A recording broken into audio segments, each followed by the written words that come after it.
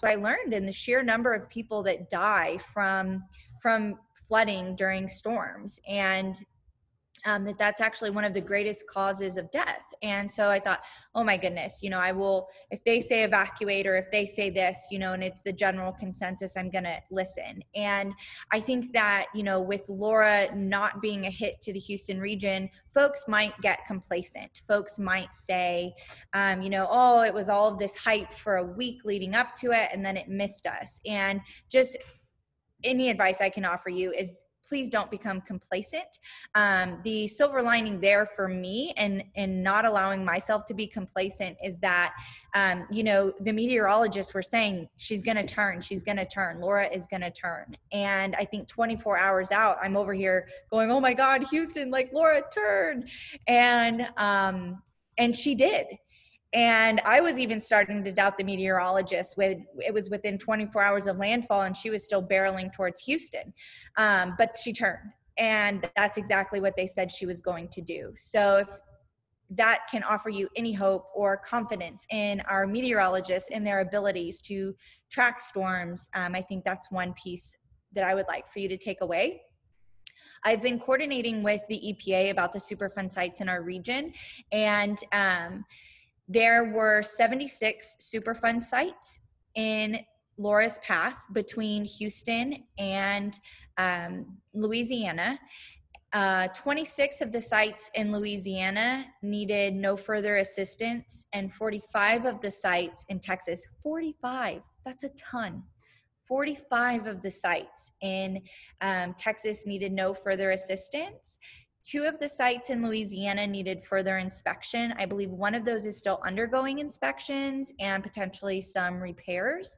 And then there were 3 sites in Texas that needed further inspections. And so communicating with the U.S. Coast Guard, local government, and the EPA is really how I've been able to obtain this information and, bring you guys these updates.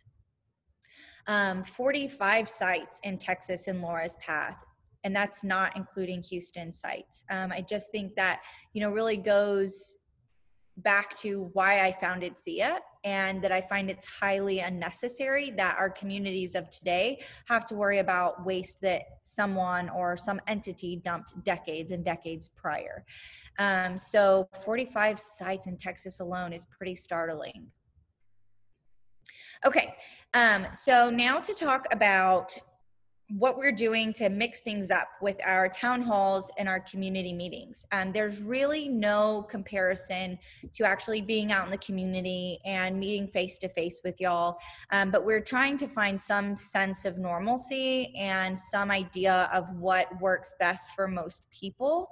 And we were recording our town halls. So this meeting that we're having tonight right now, we call a town hall, and that's where we talk about more than one project area.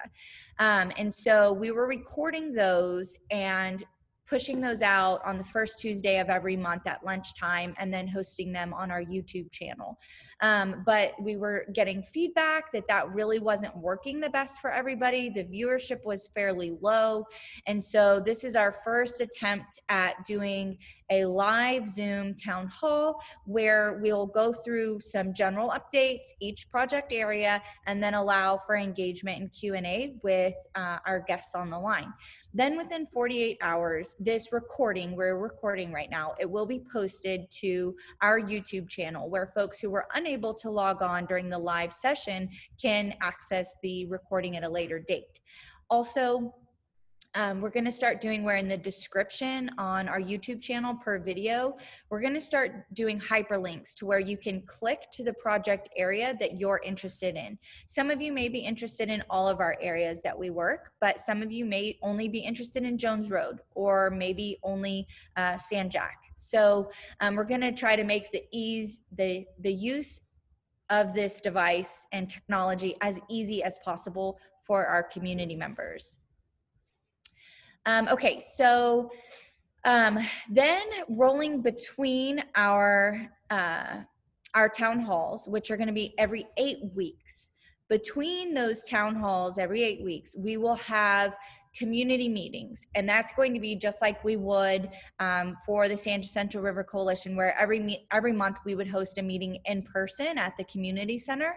And it's solely talking about the waste pits. That's what the community meeting format is going to be similar to, just in this virtual space, but it will be live.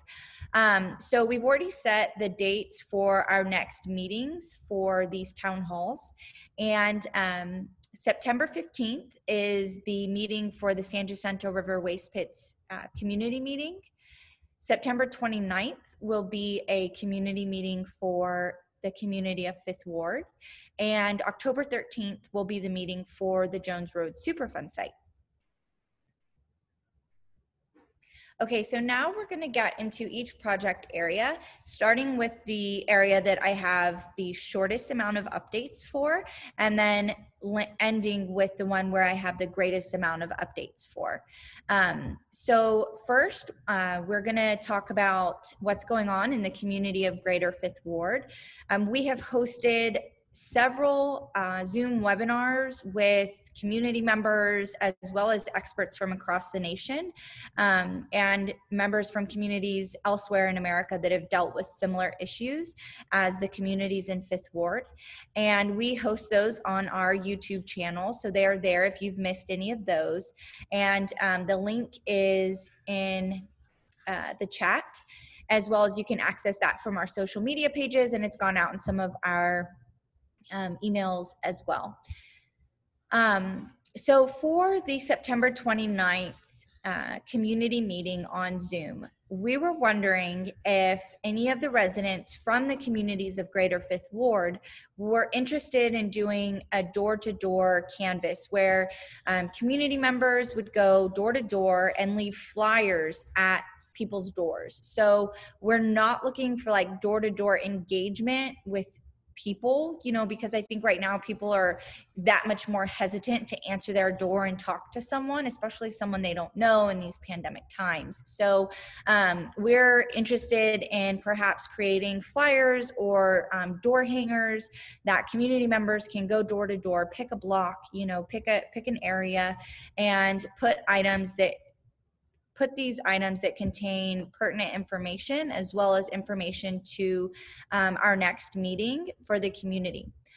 You know, local knowledge is everything in the types of movements that are going on throughout these communities. And I know right now a lot of people, especially right now, are really craving that engagement. And so figuring out how to reach people is one of the most difficult things that there is with our work.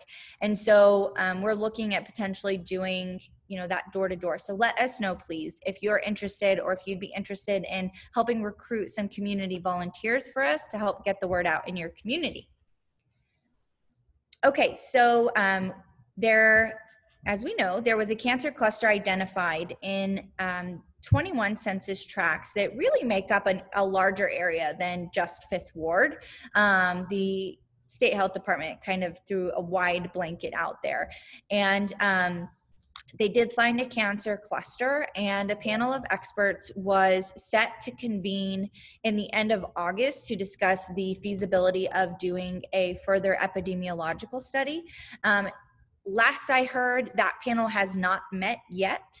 And I have made the request to Texas Department of State Health Services, as has Houston's Health Department, for the state to consider childhood cancer and look at rates of cancer among children prior to convening that expert panel. And so I'm not sure if maybe that's some of the delay. I'm not really in tune with what exactly is going on and why it hasn't happened.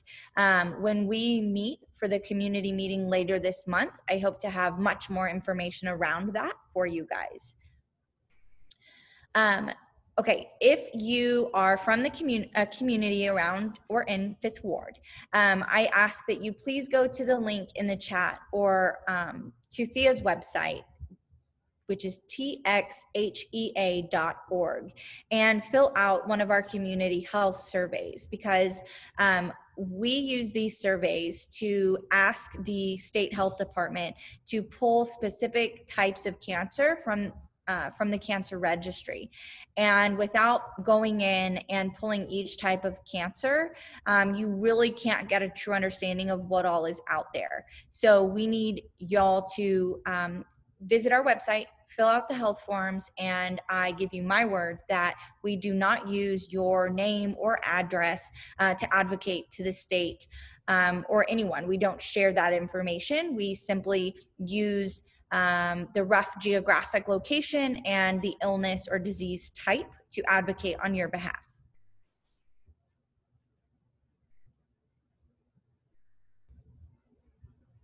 Okay, let's move along to our Jones Road area, which is our efforts on the Jones Road Groundwater Plume Superfund site. Quite a long name.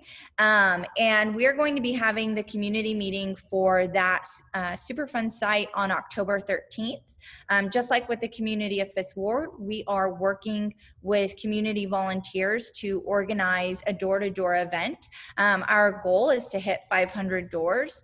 And so we're currently working on door hangers that our volunteers can just simply hang on the doorknob or door handle and leave the information for that resident. These hangers will have English on one side and Spanish on the other side, just to make sure, you know, that we can reach both English speaking and Spanish speaking community members. So we have been getting a lot of health surveys filled out on our website from the folks of Jones Road. So thank y'all. Keep them coming. You guys are doing a really good job, and I'm starting to get a better understanding of what might be out there when it comes to the community's health. And it's been pretty devastating for me to go through our database and see just what all is out there that community members of Cypress are reporting to us. Based on what we have been seeing from the surveys that have come in so far, we will be asking Texas Department of State Health Services to conduct a cancer cluster investigation in the parts of Cypress around the Jones Road Superfund site. Depending on how this all maps out, we may be also looking to expand that area. Why I say that, we have been seeing a lot of childhood cancer in the Cypress area. We have received numerous health surveys where parents have filled out that their child, many of which are under 4 years old, have specific types of cancer. And one parent actually filled out a health survey. Their 4-year-old has already battled 2 different types of cancer. I mean, in what world is this okay? You know, I just, I don't believe the human body is built for that. I don't think that's normal.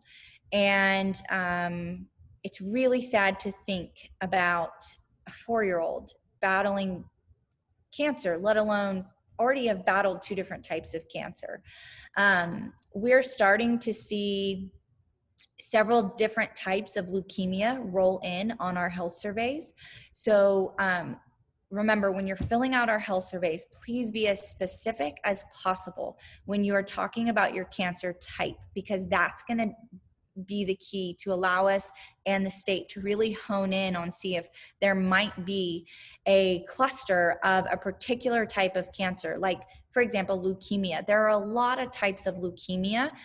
There's different types of breast cancer even, you know, under those umbrellas. And so please be as specific as you can when you're reporting your cancer type to us. We're seeing a lot of, like I said, leukemia, uterine cancer, breast cancer, colon cancer, lung cancer. We're seeing a couple cancers I'd never heard of before. So I apologize if I don't pronounce it correct. We're seeing rhabdomyosarcoma, and then myelodysplastic syndrome, which is a blood cancer.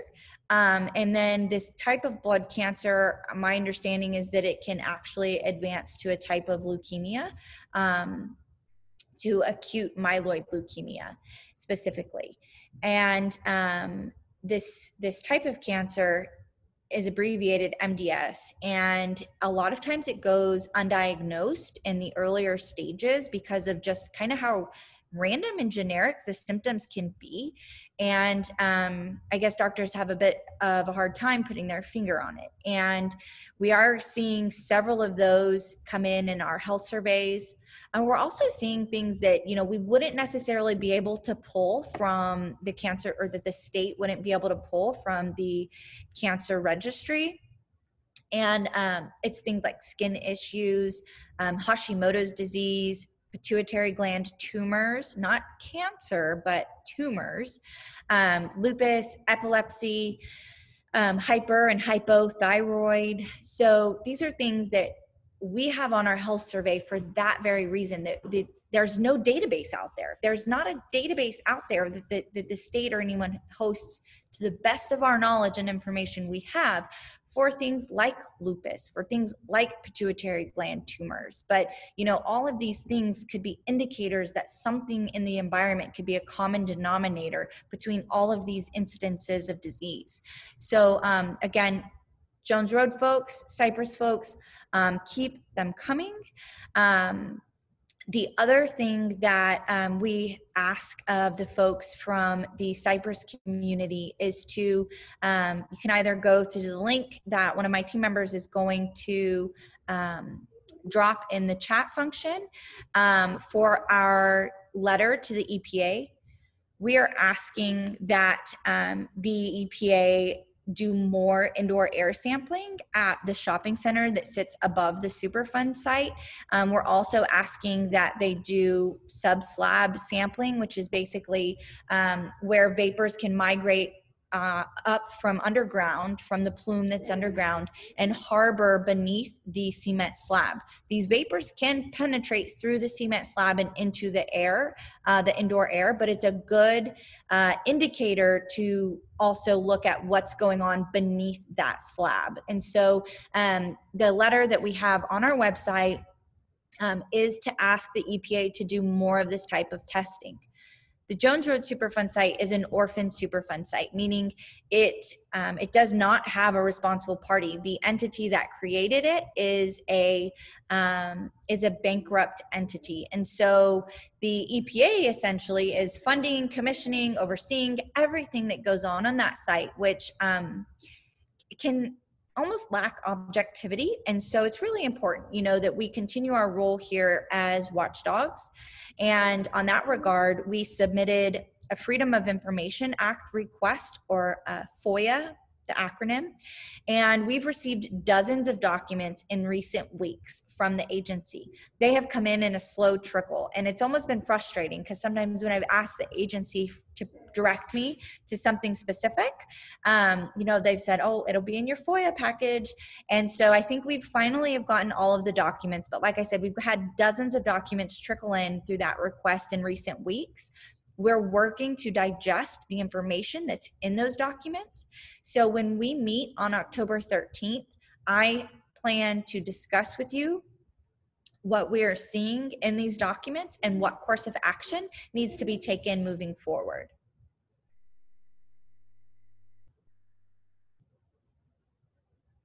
Yes, Becky is correct. Let's see. The Jones Road meeting is October 13th at 5:30. All of the community meetings will be at 5:30 in the evening.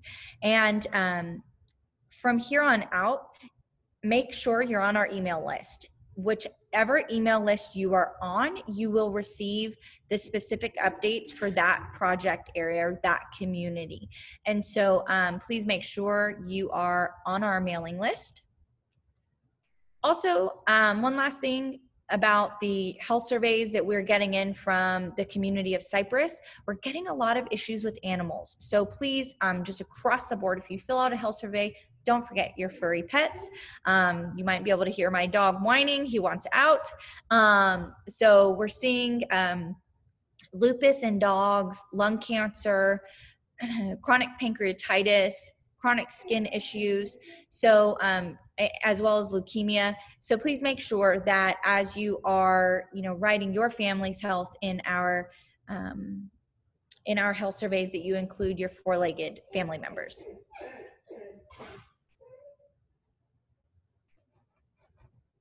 Okay, now let's move into the San Jacinto River waste pits. This is the area where I have the most updates for tonight's town hall. We will be meeting in just a couple of weeks on September 15th. We will do another live Zoom webinar in the evening to discuss the Southern impoundments. 30% design. So far, we have hosted a community meeting for the 30% design for the Northern impoundment. And as I promised, we are going to be hosting the next meeting to talk about specifically the items we've learned for the Southern impoundment, as well as some of the red flags and issues that we're seeing, which we're not surprised. So let's see. If you missed our meeting for the 30% design for the Northern pit, you can find that on our YouTube channel. In the last email that went out, there was a link to the YouTube channel specifically in that email, or you can follow the link in the chat to access our YouTube channel and the document where we took a deep dive into the Northern impoundment documents. All right, catch my breath.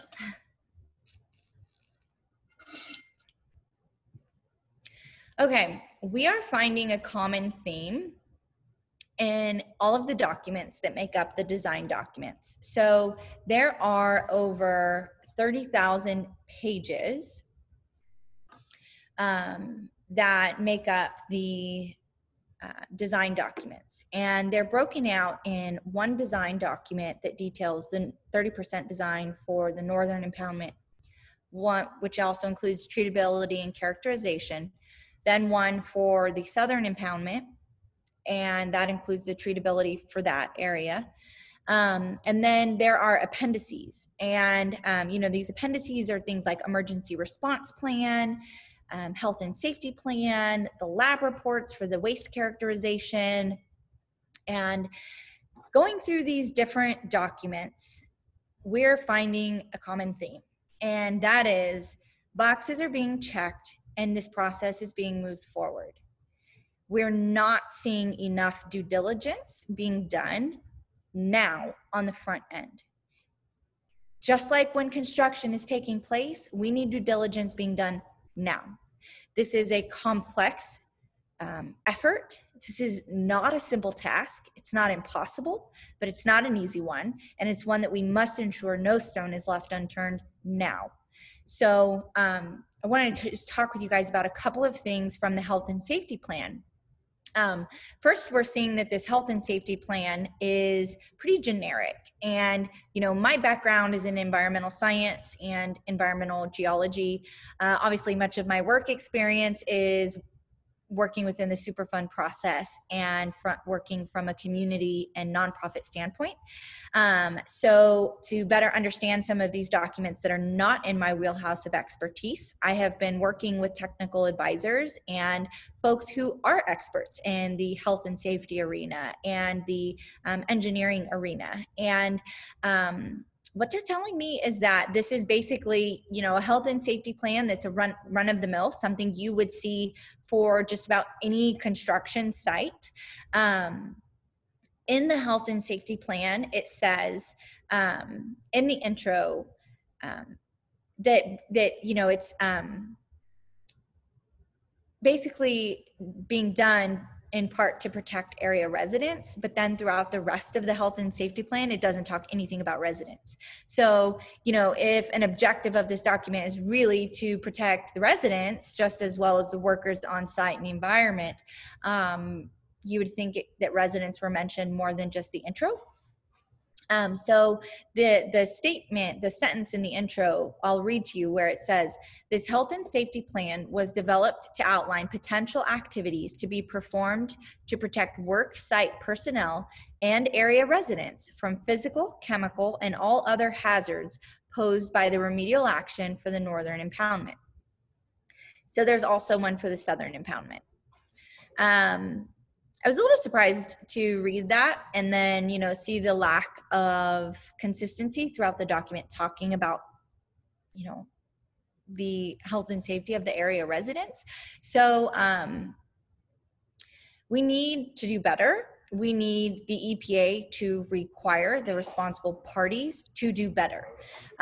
There is not currently a plan in this health and safety plan where it talks about barge traffic, commerce vessels that are in the waterways, and the different risk scenarios that are presented there. The what if something, what if X happens? How will you respond? How will the worker respond if he or she is in that scenario? There's also nothing about recreational boating traffic. This really bothers me. We are looking at 7 years for this site to be remediated, 5 of those years being actual construction. And we need some sort of signage, some sort of plan, in place that I believe would be fitting for this health and safety plan, to look out for folks who are recreating in the area on boats, just as well as those working in the area on commerce vessels. But we're not seeing that right now. So as we continue to go through these documents and see things that they might be lacking or see ways that we believe they can be better, we will be bringing letters to y'all, to the public, for you guys to hopefully sign in support of our asks to the agency. Right now, we have a letter that is about the waste characterization and our ask to the agency for it to be completely redone. Harris County has also asked for the waste characterization to be redone. And so that is something that we have our feet very firm on, and, we're ready to roll out that letter. So, the letter has been dropped in the chat. You can access that letter on our website. We'll also be posting that to our social media. Please sign this letter, and we will be sending it to the Region 6 administrator. We will not be sending it to the EPA administrator at headquarters, because he is recused from working on the Superfund site because he has a previous relationship with International Paper. So our kind of next in command is Mr. McQueen, our region administrator. So these letters are addressed to him, but we will be CCing a host of people.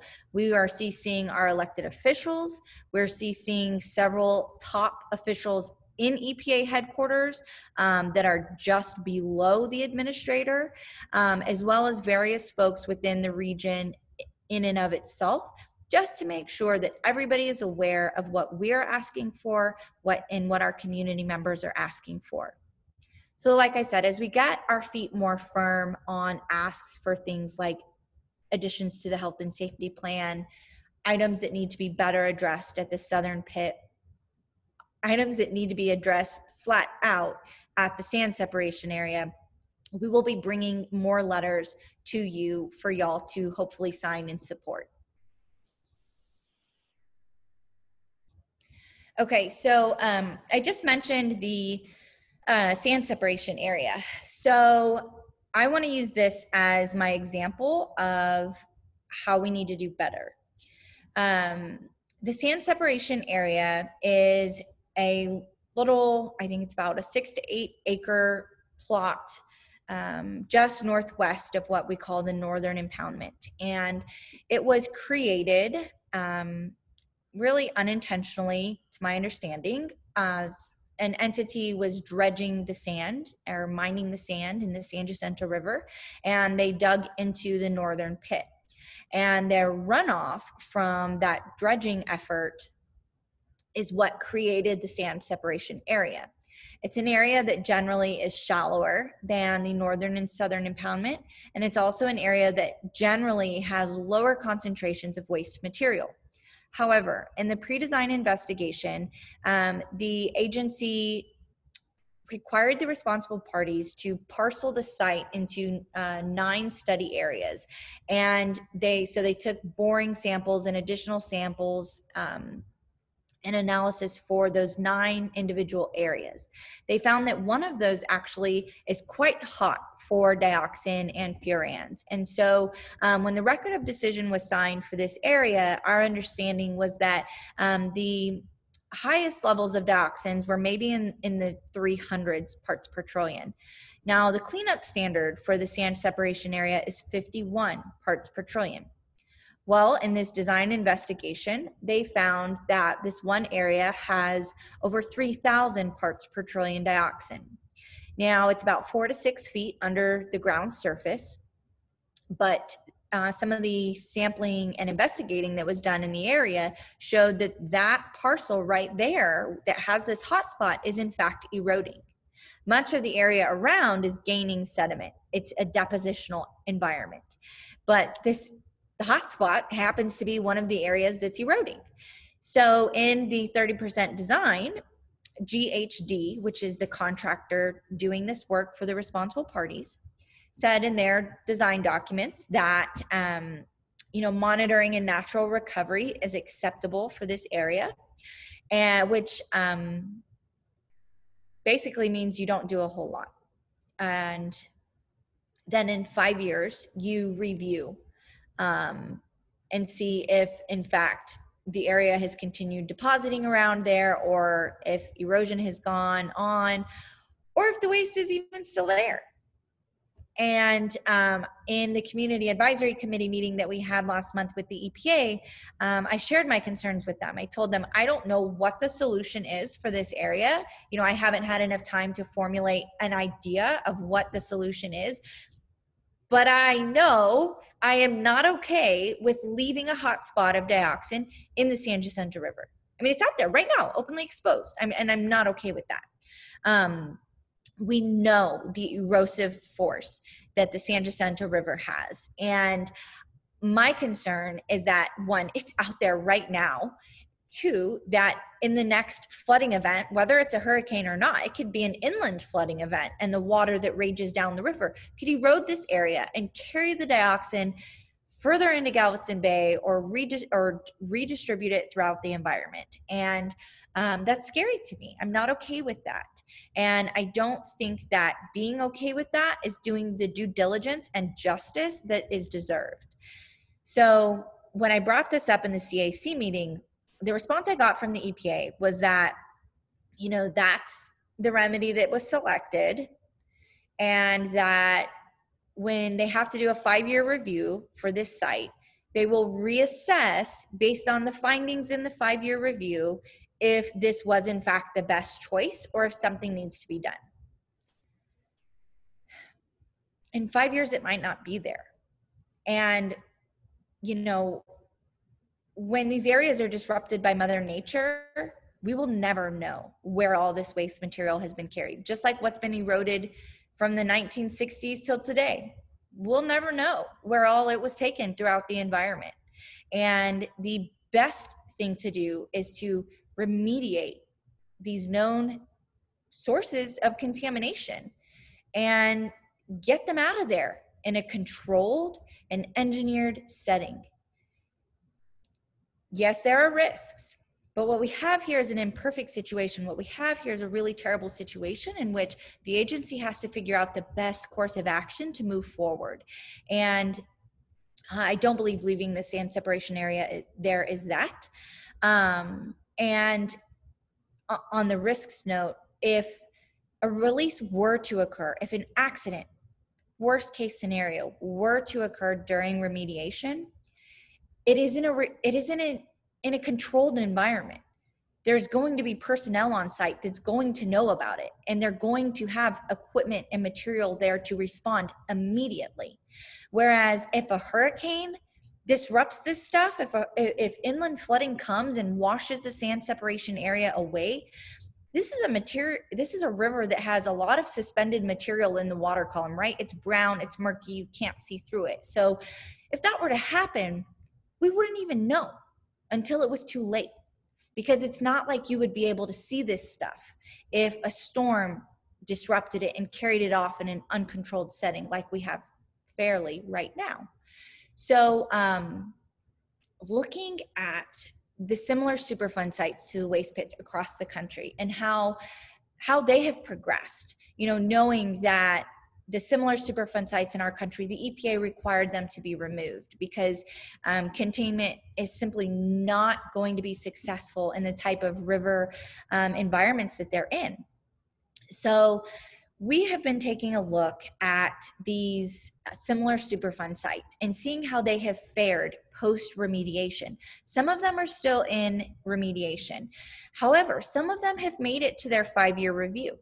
And we're finding that upon several of their 5-year reviews, they have actually found that there's still contamination. So now they're readdressing a problem that they didn't catch in the phase that we're in right now, that they didn't catch on the front end. That's what we don't want to happen, right? So that's why we need the due diligence to come in now on the front end. We don't want 5 years from now, the community to be, or 5 years post-construction, the community to be going through this crap again. Let's get it done right the first time and make sure that all of us, the EPA, TCEQ, Texas Health and Environment Alliance, that we are all upholding our missions, which all center around protecting public health and protecting the environment. So we've got to make sure we get it right now on the front end so we don't wind up like the other examples. We simply, we have too much at stake not to get it right. Seafood from Galveston Bay is sold all around the nation. It's a delicacy around the nation. It's one of the most fertile bays in the United States. We have a river of high recreational use, surrounded by communities who love their life on the river. And we have to make sure that every step is put in place now to protect public health and the environment and Galveston Bay's fishery from anything being exposed ever again to these harmful contaminants. As I said, as we continue to formulate more letters to the agency, we'll be pushing those out for y'all to sign. They've been rolling in, so thank you if you've already signed one. If you haven't, please follow the link, sign one. We'll make sure that we get it printed out and to all of the officials that need to be seeing your voices. And at the end of the day, with all of these movements and all of the success that we've had, it's people power.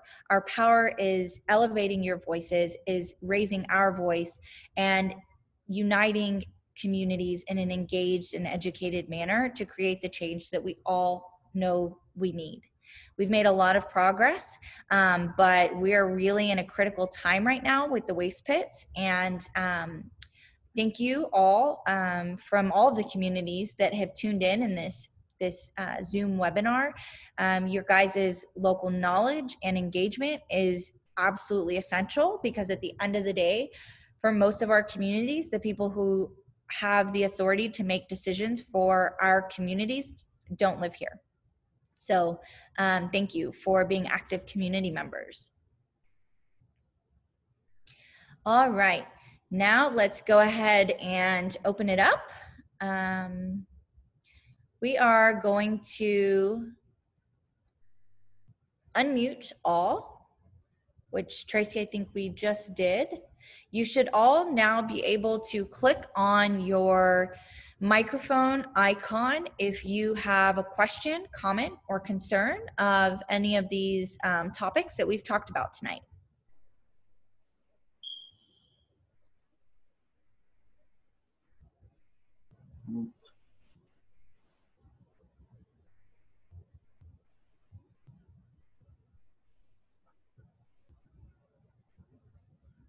Oh, awesome. Okay, great. So I'm checking the chat, and Eddie said that at the Marcellus Williams Resource Center, which is in Highlands, that they are doing door hangers at housing units. They're doing food drives throughout East Harris County, Chambers, Liberty, and Liberty County, and that they would be more than happy to include our information in their packets.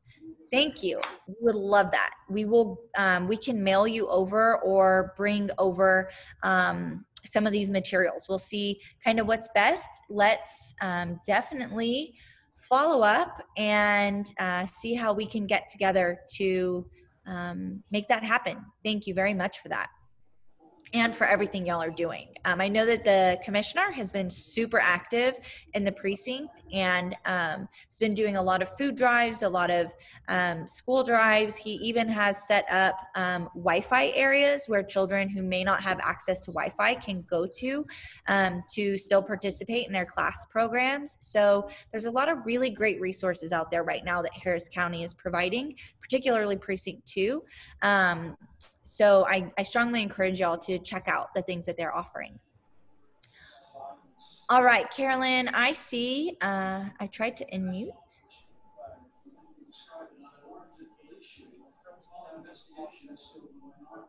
I'm unmuting. Oh, are you there? Yes. Okay.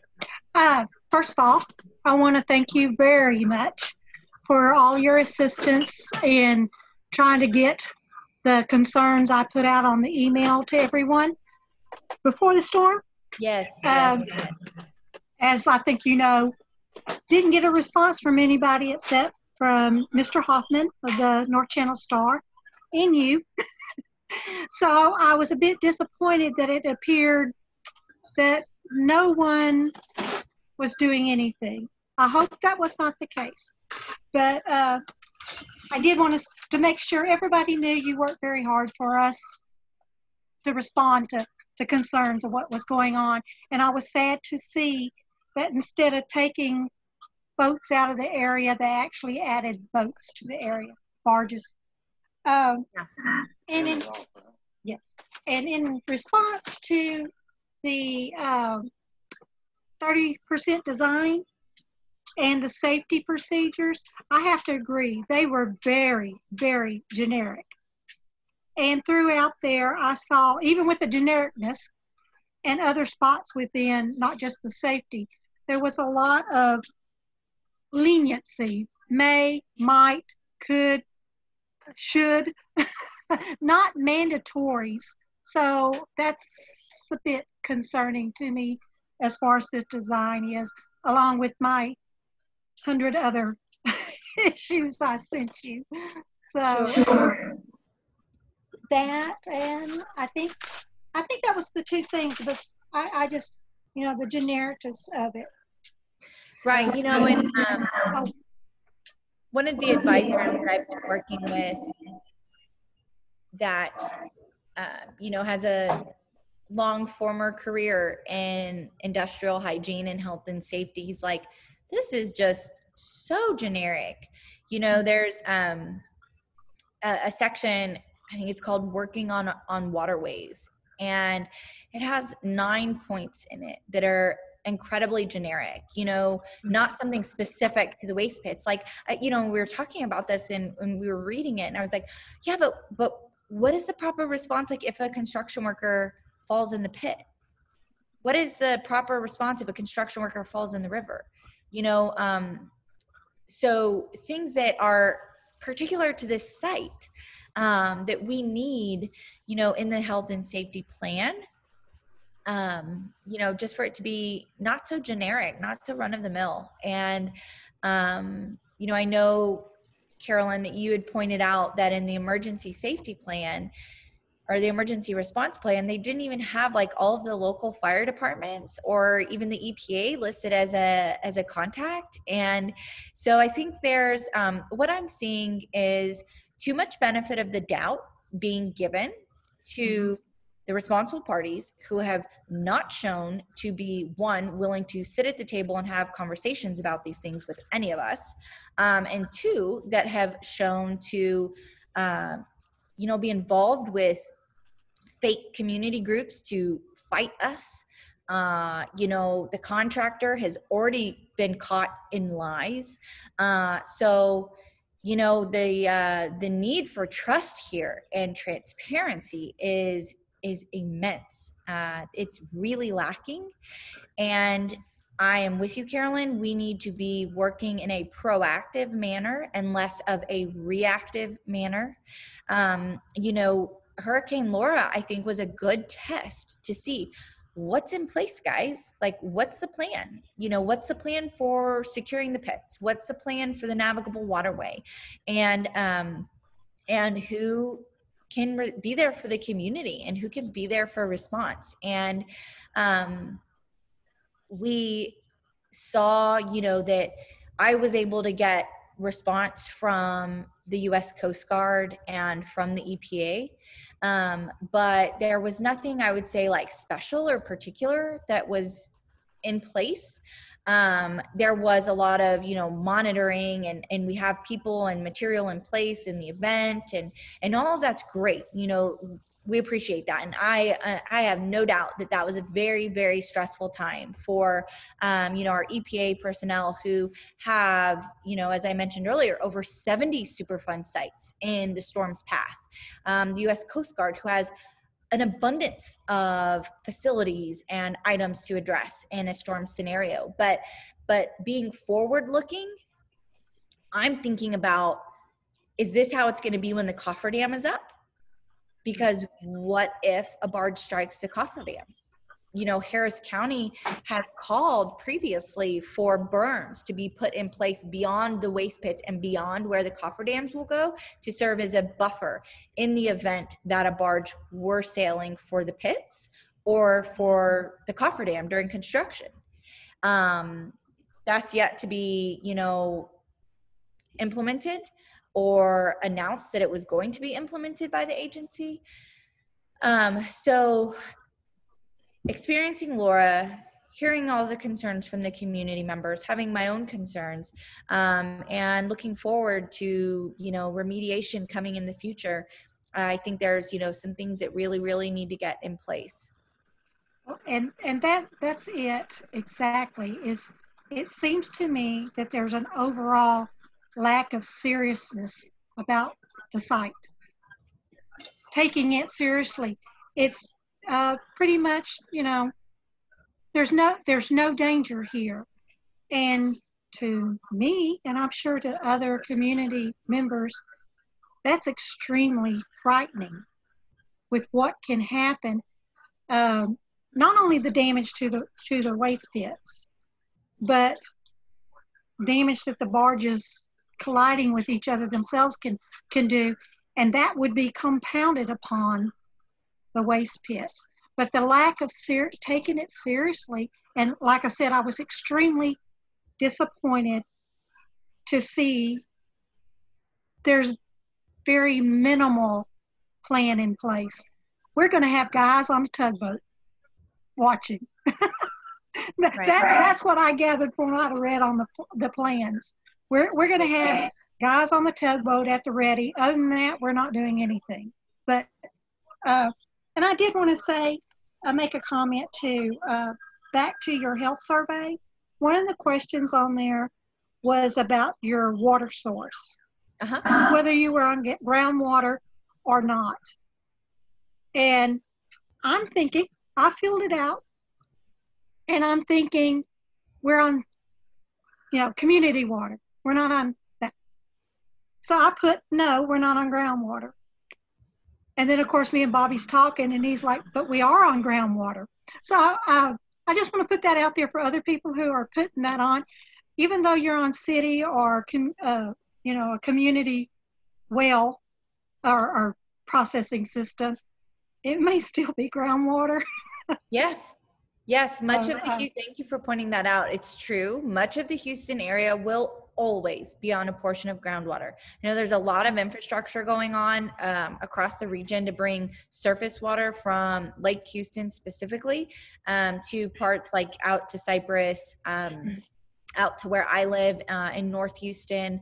But even with that, we will always be on a percentage of groundwater. Now, if you are on a public supplier, if you pay a water bill to a MUD or the city or a public source, there is testing that has to be done. Carolyn, do you know if you are on like a community well? We're on Water District 21, which is, okay. It is groundwater. They have groundwater in it, but it's they go through their whole little process and stuff. And we do get our little groundwater results. But I think on those groundwater, I didn't look at them this time when it come through. But if I recall in the past, when I look at it, they don't test for certain things. You Correct. know? Are they are not reporting them. The requirements are so bare minimal for what they have to send out in that yearly letter. So this is really for everyone on the call. I am dropping a link in the chat. My favorite resource for better understanding what's in your water is a tap water database that's hosted online by the Environmental Working Group, or EWG. So you can go to, I like to just Google EWG tap water, and it'll pull up the link to their tap water database. Or you can go straight to their website, EWG.org. They have put together the most conclusive database I've ever seen.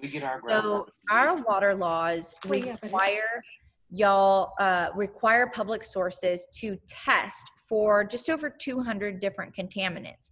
Dioxin, TCDD, one of the congeners we have at the waste pits, it, for example, is required to be tested by our public suppliers, but it's only required to be tested for once every 5 years.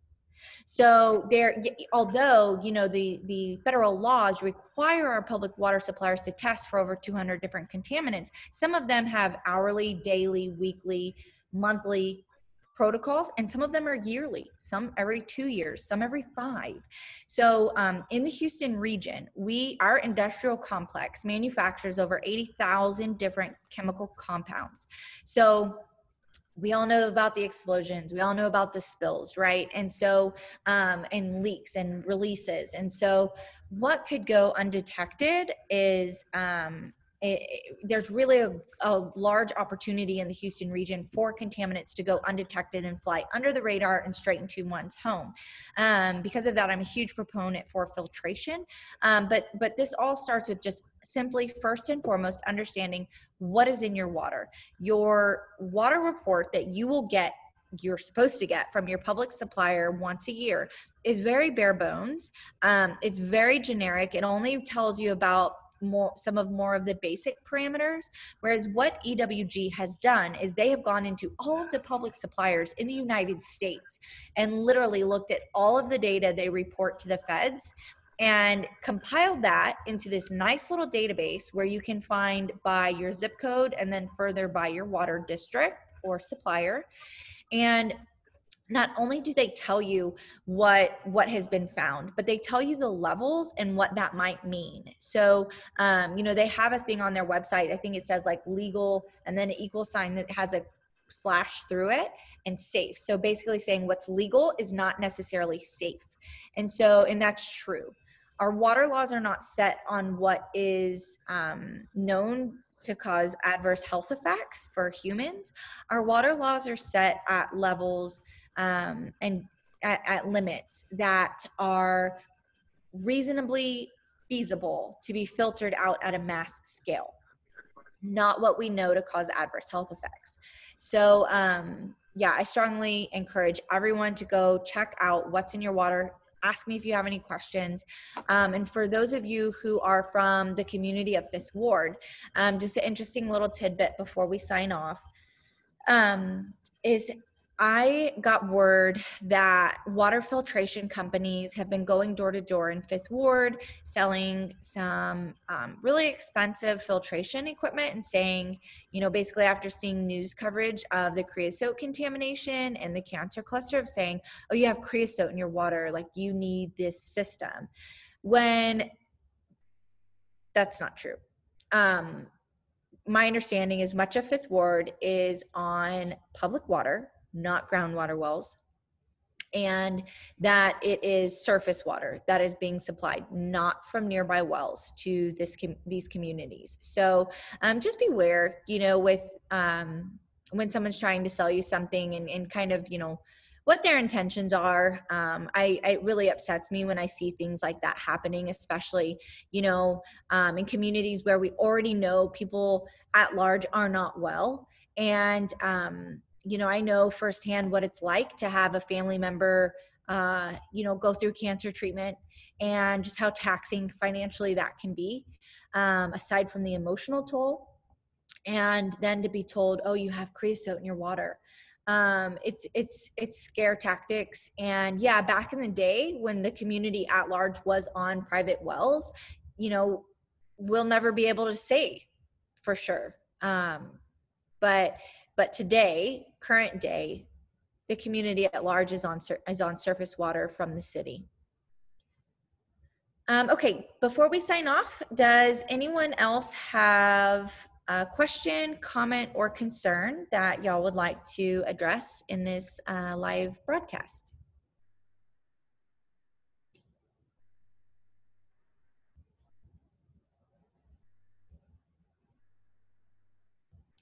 All right, then I will hopefully see all of you later this month and next month in our community-specific community meetings that we will be hosting right here on Zoom, same time, different date. Thank you all again for spending your evening with us, and I hope you all have a lovely evening and rest of your week. Thank you. Bye-bye.